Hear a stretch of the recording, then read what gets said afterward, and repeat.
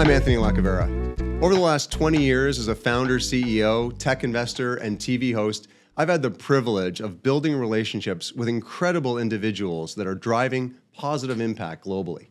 Trailblaze brings you these conversations with innovators across all walks of life who are carving through uncharted territory with new and unique approaches to design and build a better future for our world. Trailblaze highlights their personal journeys with stories of resilience, business and personal challenges, and the wisdom gained through the eyes of these leaders who are striving to challenge the status quo. Let's get into today's episode. Cool. So Emilie, great to have you today. Thanks for joining. I'm excited to talk to you about your whole entrepreneurial journey, which I've been following, I think, pretty much since the beginning of your journey, and it's been an incredible one. Congratulations on the recent exit and what you built at Kira, and also congratulations on all your contributions to the innovation ecosystem.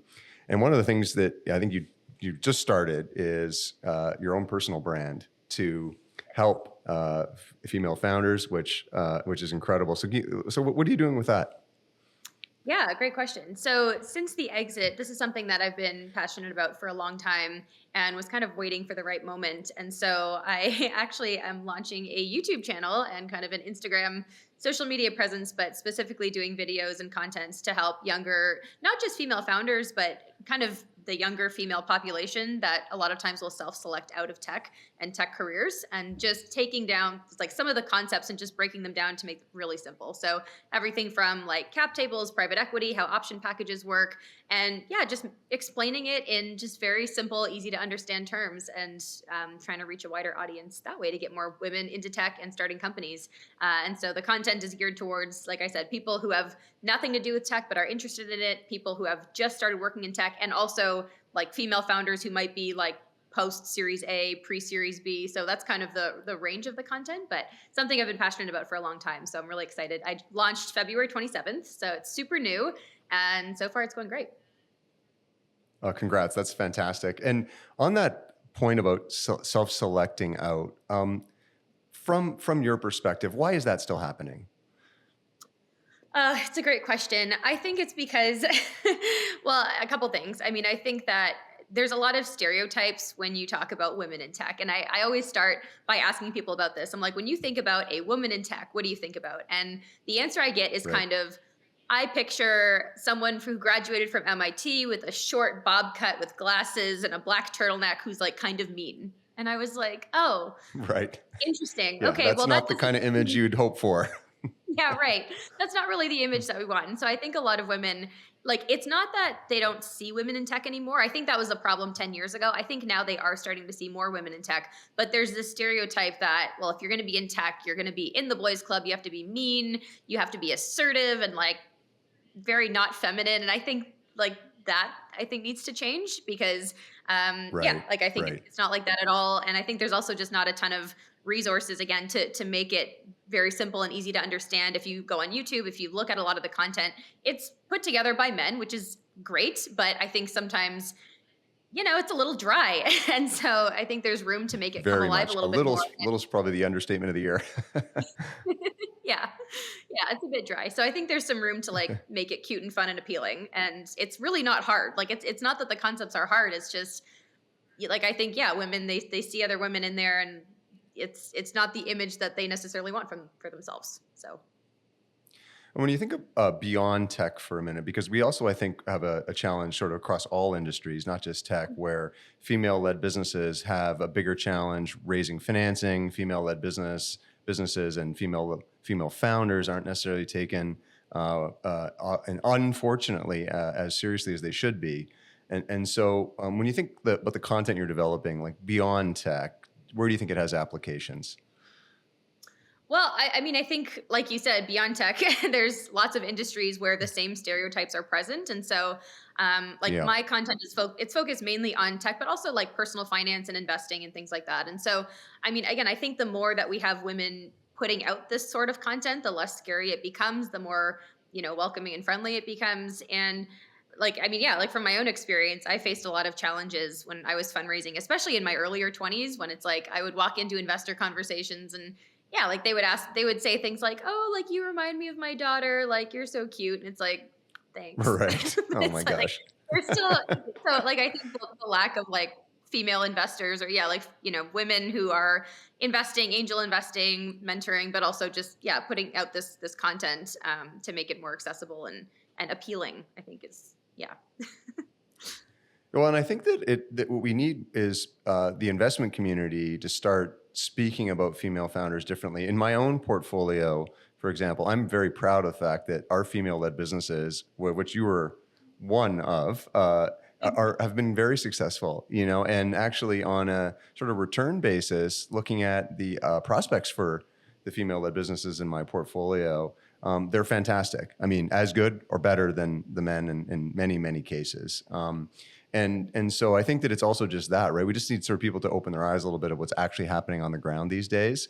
And the more Yeah. we see some exits like yours, the more people are going to be saying like, well, I mean, like, and the more stories like Catherine Hermuth's at SheerText, the more stories like that we keep hearing about, I think the more this is going to be just sort of an issue that, hopefully we don't have to think about in the next 5 or 10 years. And we're really talking about how do we get the best possible founders to do the best possible businesses. And it's funny you say that, because I find like when I think of some of my founder friends, like female founder friends who have done amazingly well, who have exited or raised a ton of money, like none of them are talking about it because they're so busy. Like I find that Right. like sometimes with female founders, like they have a tendency to reach these huge milestones and then just like dive right in and go to the next thing, and not always like take the time to pause and then like share. Whereas I find men do that all Right. the time, right? It's like any milestone they Right. hit, they're like, yes, I'm going to share this everywhere. And so I find that sometimes Yeah. like my female founder friends, it's like they'll have these amazing exits or these amazing fundraising stories. And I'm like, girl, like, why don't you talk about it? And they're like, well, I'm already on to the next company, or Yeah. like, I'm already, going after this next big milestone. So, I think just also taking a pause to like smell the roses and share. Yeah. I think that's a great thing to talk about. And I have a good friend of mine named Sabrina Fiorellino, and she's not a really well-known founder at all, but she's building one of the biggest businesses in Canada. And she started it from scratch, and she's raised tons of money for it. And it's not a name you ever hear, because she said the same thing that you just said. It's like, I'm just so busy, and I don't need to talk about how amazing I am. I just want to keep helping people the way I'm helping them with my business, and I'm going to keep doing that. Right.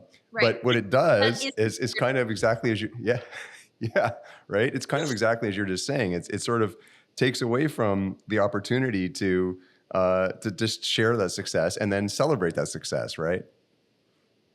Yeah. And have younger women be inspired by that success, because it's like, I think a lot of times you'll see the finish line. So like, I know I found this when I was in university, and I would look at like the successful women, and they were already running billion-dollar company. Like you didn't see the journey. You just kind of saw, oh, now they're 60 and they're really successful. And you're like, cool, how do we get there? And so now the cool thing is there are so many women on that journey, but yeah, like they're just not sharing it. So I think that's my call to women and other female founders is like, hey, like share the journey and don't be afraid to talk about yourself. And I think that's something that, I've always been very uncomfortable with, but now I'm starting to like break out of that, because I'm like, no, I have a moral obligation to share my past 10 years, because I'm like not that old yet. I think I'm like still relevant. So it's like, I'm like, now's the time. I don't know. By saying that, you're making me feel quite old. So, okay. But I think you're absolutely right. You are still very, very relevant. I don't know where that leaves me, but.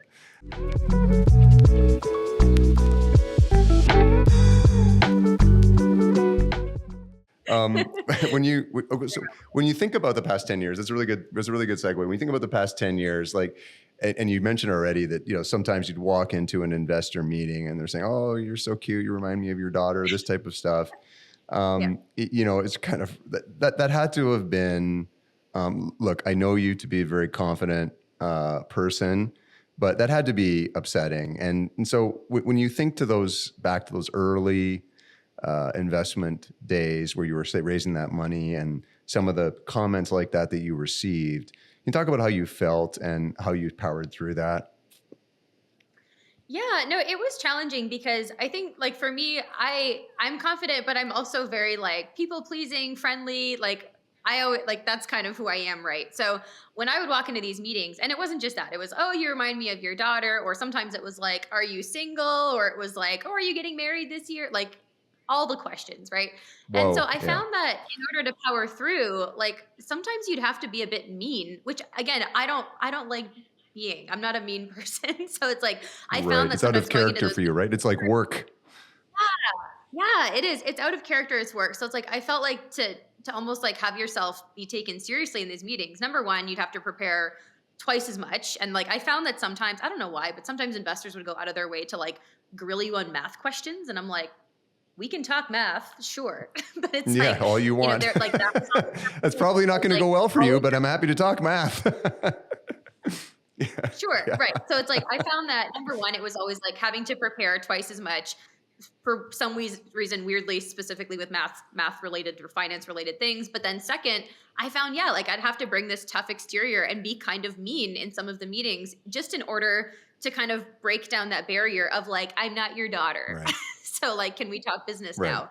And yeah, like for me, that was very uncomfortable because it goes against who I am. And it's funny because like later on, like I was fortunate to have an amazing base of angel investors like yourself and wonderful investors Oh, who, thank you. you know, stuck with me the Yeah. whole time and who were great. And it's like sometimes like I would have conversations with investors later on and they'd be like, you know, you're actually really nice. And I'm like, yeah, thanks. I just needed you to take me seriously in order to make money. Yeah, But it's before. like, Yeah. yeah, so I found yeah, you had to like break out of your own character, which again, I hope that women don't have to do anymore. I'm hoping like, you know, we Right. get rid of that, but that like at the time I did what I needed to do because I was like, I don't care. Like I will if I need to be a bit mean and put on a tough exterior in order for you to take me seriously so we can get this financing, then great.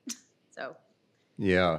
Well, I wonder I don't know what you think about this, but is it also just a generational thing? In other words, if you get in front of a VC who is a partner, a 30-year-old partner at a firm, you know, versus a 50 or 60-year-old partner, do you think that this issue you're describing is actually resolving itself over time, or do you actually think you're actually meeting people that are 30 years old that are having the same sort of stereotypes and biases coming into the conversation?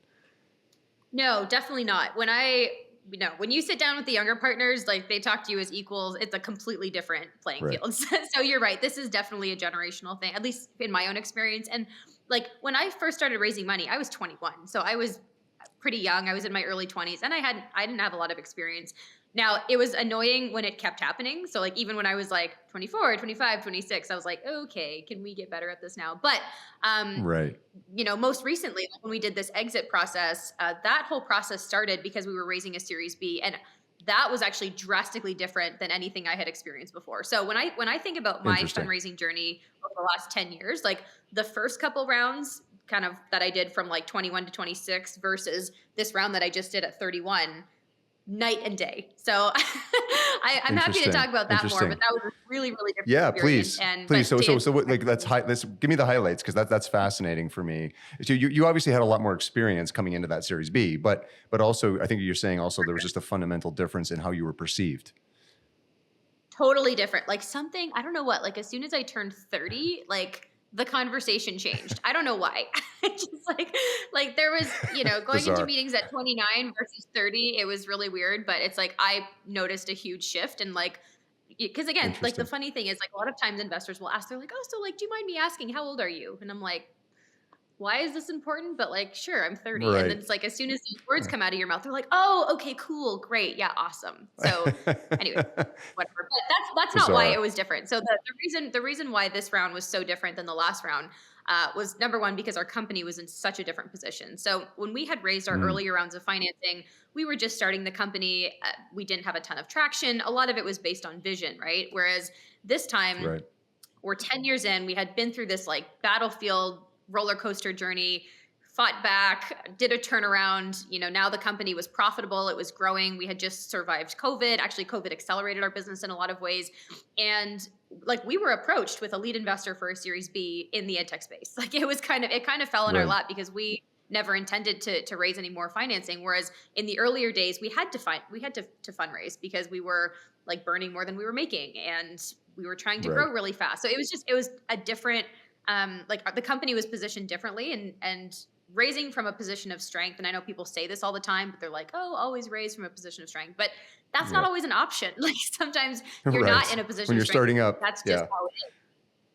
Right. But it's like doing that this time was just night and day because I mean, we got like multiple term sheets, all from amazing investors. Like we kind of had our pick. And then ultimately a strategic came in and like gave us an offer we couldn't refuse. And so we went in that direction. But wow, it was really different raising when you knew that you didn't need the money. It's like you knew that you were growing profitably, the business was great, and the money would help accelerate. And like that ended up giving us very favorable terms. Do you, Yeah, do you just think kind of part also of it like was, yeah, I mean, do you think, Emily, that it was like also just part of the fact that I mean, obviously the company was many years in at that point, successful, product market fit, well established, revenue.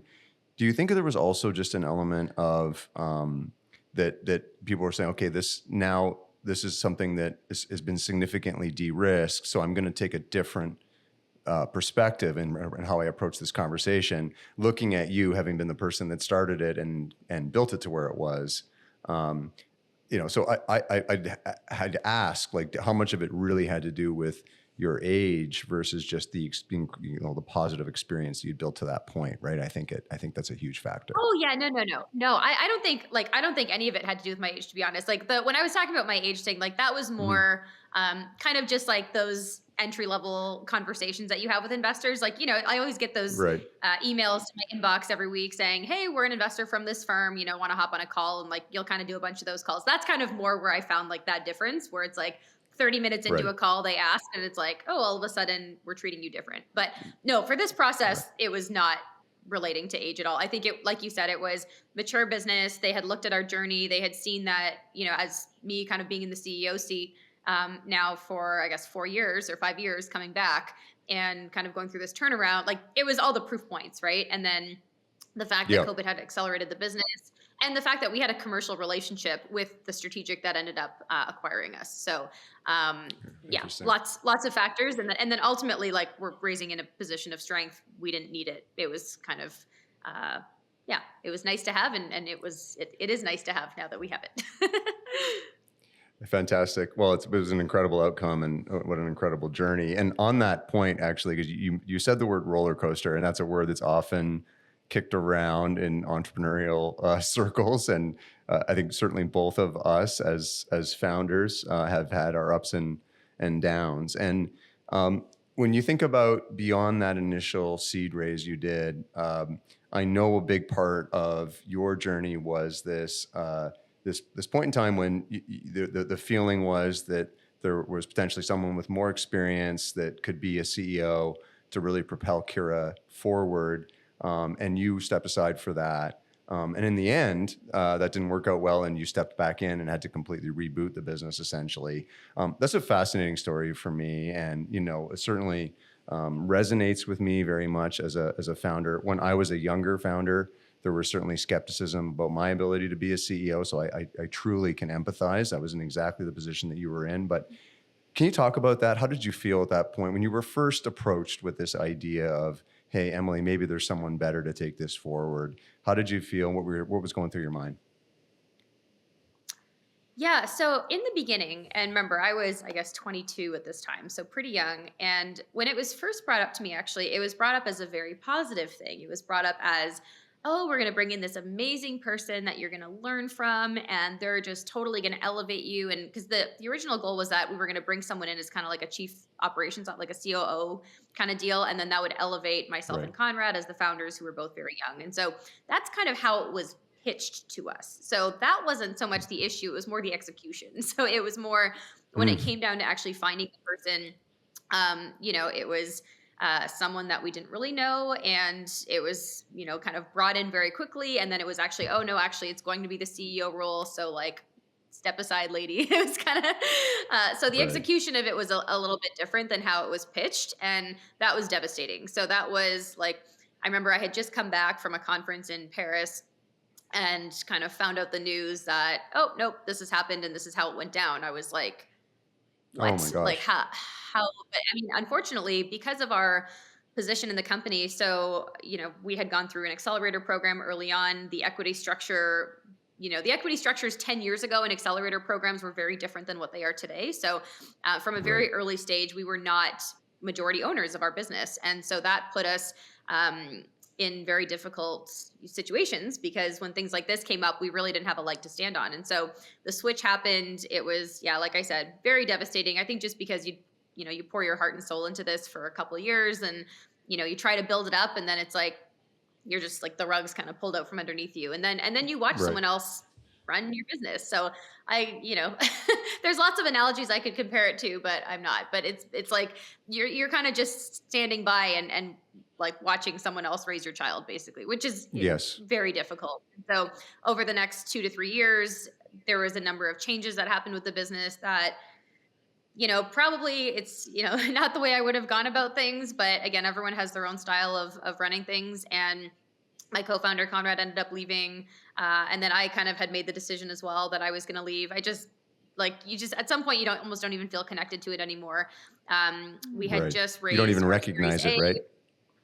Yeah, you don't even recognize it. And it's like, why am I here? Why am I even here Right. anymore? So Right.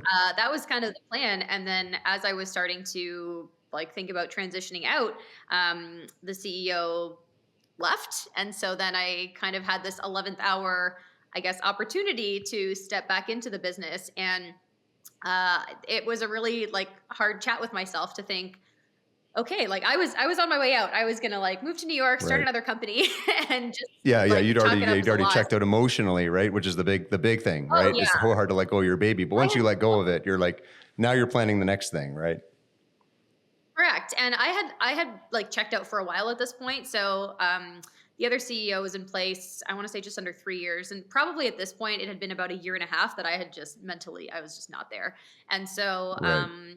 yeah, when all that happened, and it was like, okay, actually, nope, CEO's gone. We need someone to step back in.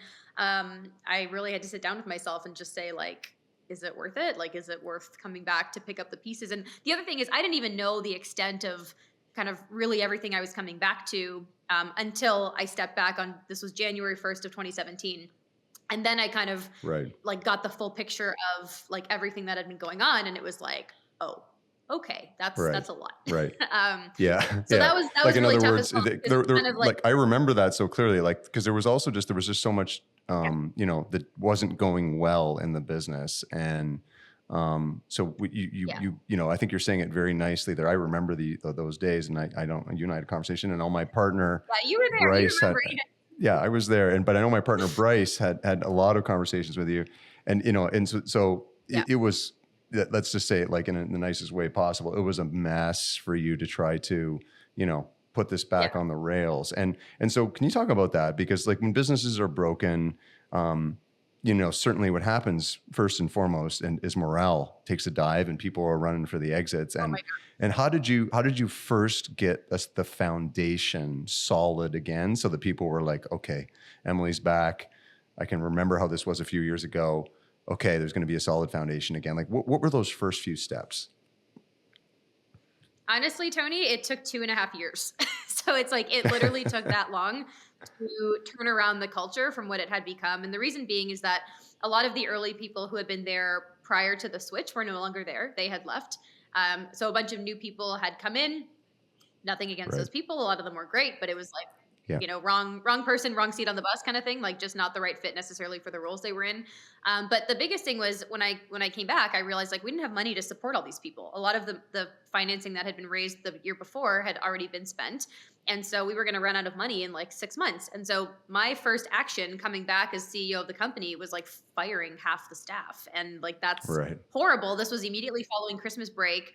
I was 26 at the time. It was just Yeah. oh my gosh, these are people with Yeah. families who just came out of Christmas, and it's now we're Right. making all these shifts. And then the other thing is, of course, once you start letting people go in bulk, a bunch of other people just leave because they see, Right. they're like, oh my gosh, this is a revolving door. I'm just going to check out before I can even get let go. And so it's there were the people that we had to let go because we literally couldn't afford them. And then there was also this group of people that kind of just left because they were like, well, this company's going down. So Dead. Right. it was Yeah. this really stressful period. Yeah, it was this really stressful period where basically at the end of the day, the total employees were cut in half, either by choice or by being let go. And we were now in this position where we just had to get to cash flow break even. We just had to get to a point where we could support ourselves. Investors at this point had also taken a beating because it's we had raised all these rounds of financing. A lot of the money had been spent and they're not really sure on what. We didn't really see the Right. results from a lot of that money. And so, yeah, and then the other thing too, in terms of our financials, like the way that the financials had been calculated, there were some discrepancies there. So like coming back, it was Right. Pandora's box of problems. And it was just kind of taking it like one day at a time to turn things around. But yeah, the culture piece, that took 2.5 years because Wow. ultimately we had to go through every single team, redo the team from top to bottom. And Wow. there was just a lot of bad habits that we had to weed out. And unfortunately, if you look back far enough on our Glassdoor, you can still see the evidence of the shit show that had gone down because it's That had like, happened. yeah, it's hard. It's hard to turn around culture and it takes a lot of time. And like, if there's one thing that I wish I had done better, it would have been like probably even being more drastic. Like when I first came back, I Mm. was like trying not to rock the boat too much. And I think because of that, like that culture turnaround process took longer than it could have. Whereas I think if I actually had been a little bit Interesting. more extreme and just kind of, you know, blown up maybe some of the teams a bit earlier, we could have been in a better spot sooner. So, but live and learn.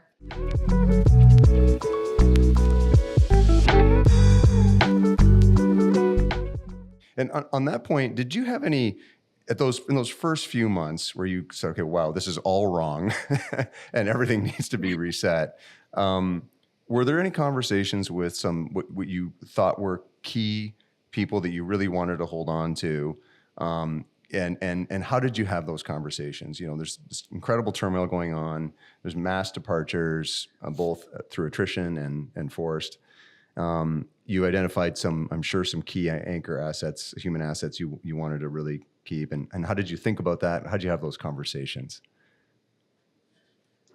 Yeah, I think that's when I learned the value of just transparency and that like people aren't dumb. And I think that I remember at the time I had looked into a lot of different like founder resources and they were always like, don't tell anyone anything. Like make sure that you're not giving away any information because you'll get sued or you'll get this or that. Like Right. everything I was being told externally was very much like, don't be transparent, don't be honest with people.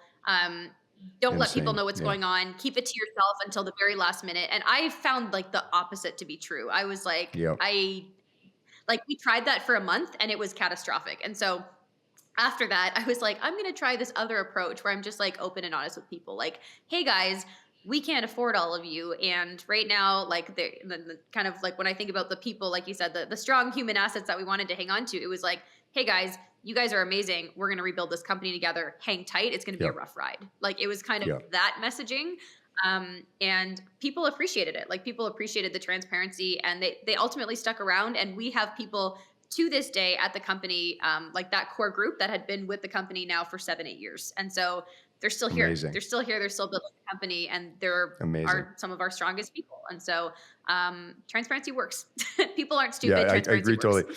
That's an amazing story. And I couldn't agree more. And I think one of the things that happens, right, when you say that to people, like, listen, we're in real trouble here, but you all are amazing and we're gonna rebuild this thing together. What ends up happening is the people that are, you know, that expression, right? When the going gets tough, the tough get going, right? You end up with like really Yeah. seeing people just stepping up huge, right? And rising to that occasion where they're just Oh, like, yeah. okay, I'm ready for this fight.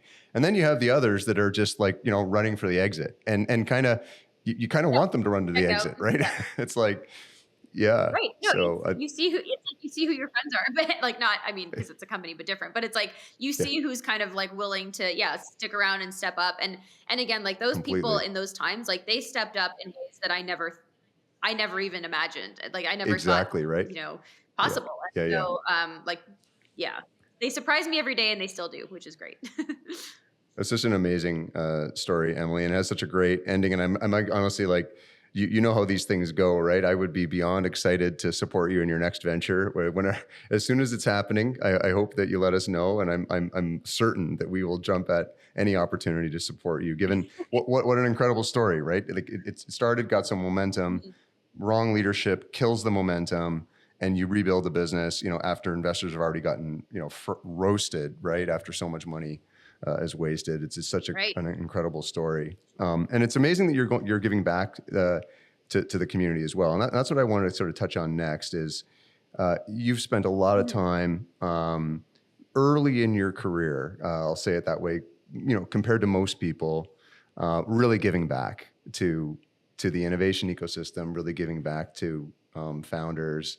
And as a mentor advisor, your board role at Next Canada, you've been doing that for a long time.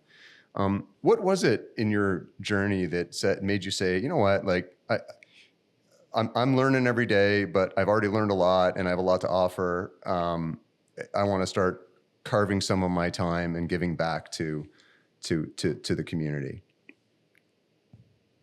Yeah, actually, it's funny you say that because I think so. When I first got into the Next 36 program, and then even shortly thereafter, like I would always hear from people, "Oh, first be successful, then give back." Like, Right. first achieve wild success, financial success, whatever it is, and like then when you're, older, at that point you can give back. And I think I've just always disagreed with that. In university, I was part of this not for profit, and the whole point of it was like raising your community's economic, social, and environmental, kind of sustainability. And so I feel like I've always had kind of this like social mission to me. And, I think there was a lot to overcome to say that, no, I do have some information that is valuable to pass on, even if I'm only at this point in my journey or whatever it is. And I think just like kind of getting out of my own head about that, because like I think a lot of people, they start and they're like, well, I'm only at my seed round. Like, what can I share? You're like, yo, you can share how you got to your seed round.